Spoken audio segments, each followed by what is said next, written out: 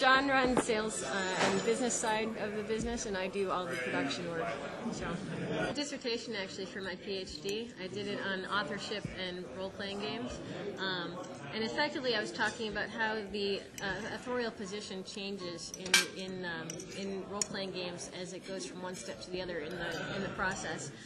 For example, you've got the designer who designs the original rules and the setting and whatnot, and you've got the adventures writer who designs the adventure itself. You've got the GM who's reinterpreting that for his own group, adding some, taking things out.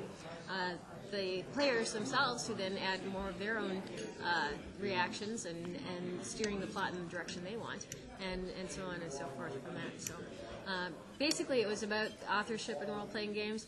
I also managed to sneak some other things in that I actually wanted to talk about more. Things like gender identity in role-playing games and things like that. But I had to stick inside of a literary framework because it's an English PhD, obviously.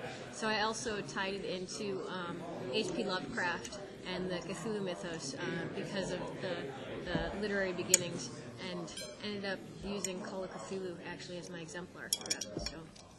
So that's what my dissertation was about. So the story of how John Nephew and Michelle Nephew met and fell in love. Actually, he was exhibiting at the really small game convention at my alma mater that was in Platteville, Wisconsin, at the university there. And so he was manning a booth, and from his perspective, he says he sees this gorgeous girl come in and can't believe that she's not in the wrong place.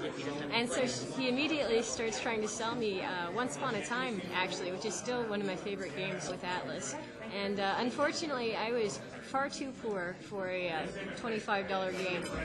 So instead, he invited me to lunch, and we talked of gaming and Ursula Le Guin. Later on, I actually followed up to buy a Vampire the Masquerade supplement from him that he had for some strange reason. So if it wasn't for gaming, I never would have met my husband.